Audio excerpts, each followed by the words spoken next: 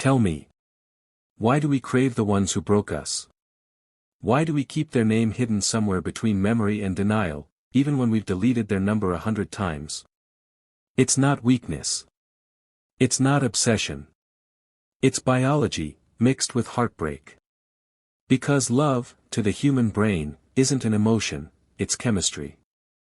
And chemistry doesn't stop when the person does. When someone gives you attention, validation, warmth, your brain releases dopamine. Every "I miss you," every "good morning," every glance that made you feel seen was another hit. And when it's gone, your mind doesn't simply miss them, it craves the chemical rush they gave you. So, when they leave, your mind enters withdrawal. You start to chase the memory of them. You replay old texts. You check their story. You keep thinking, maybe they'll come back. Not because you still love them, but because you've been wired to need what they gave you. What people call missing someone is often the brain begging for another dose. That's why it hurts so deep. Because your body feels their absence the way a smoker feels when they quit. You can't eat. You can't sleep. You can't focus.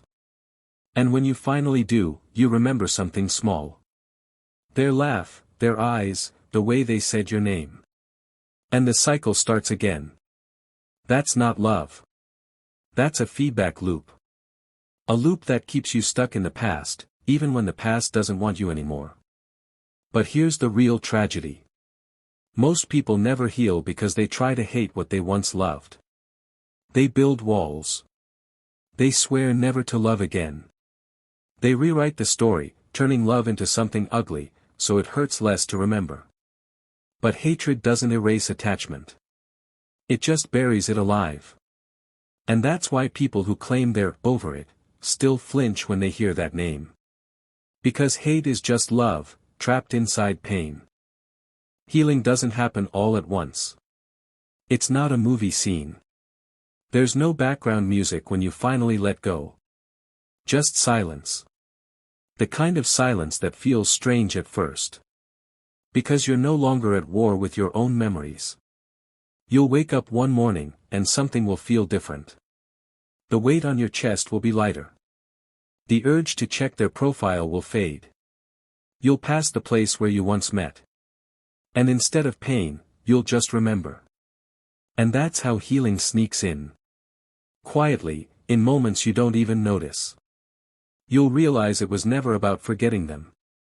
It was about remembering yourself. The parts of you that existed before them.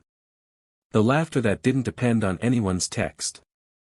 The peace that wasn't waiting for anyone's apology. You'll see that all this time. The person you were trying to save, was you. You'll start choosing differently. You'll stop confusing chaos for connection. You'll learn that love isn't supposed to feel like survival. It's supposed to feel like safety. The ones who come next won't need to prove themselves by breaking you first. They'll meet you where you are. Not because they can fix you, but because you've already done the work. And when you finally look back, you won't feel anger or regret. You'll just feel gratitude. Not for the pain, but for what it taught you. Because it showed you what love isn't. And sometimes, that's the only way we learn what love truly is. You survived someone you once thought you couldn't live without. That's not just healing, that's rebirth. And that quiet strength you carry now.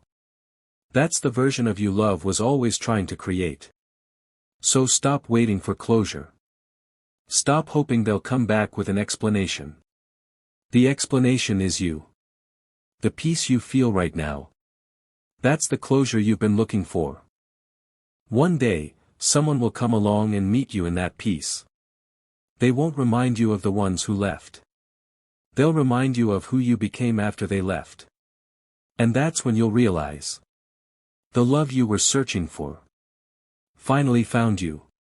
If this spoke to you, it means you've outgrown the version of yourself that settled for pain. Because sometimes, the most beautiful thing you can do is stop chasing the ones who hurt you. And start understanding the one who stayed. You. The truth is, we don't crave the person, we crave the feeling we had when they loved us. The feeling of being chosen. The comfort of belonging. The validation of being enough for someone, even if it was temporary. That's why heartbreak feels personal. It challenges your worth. It whispers that maybe love isn't for you. But love didn't fail you. A person did. Love is still out there, it just needs someone who won't make you bleed for it. So how do you stop craving the ones who hurt you? You don't numb it. You don't replace it. You don't fake indifference.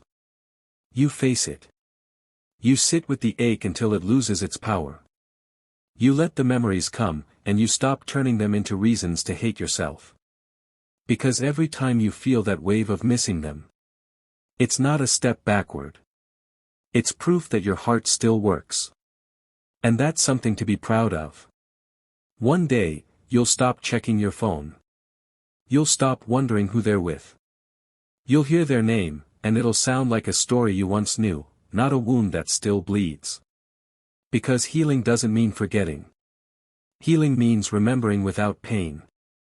And the person who once destroyed you will unknowingly be the reason you built yourself stronger. So if you're listening to this right now, and you still feel the ache of someone who walked away, don't run from it. Don't hate it. Feel it. Because that ache means your heart still remembers how to love.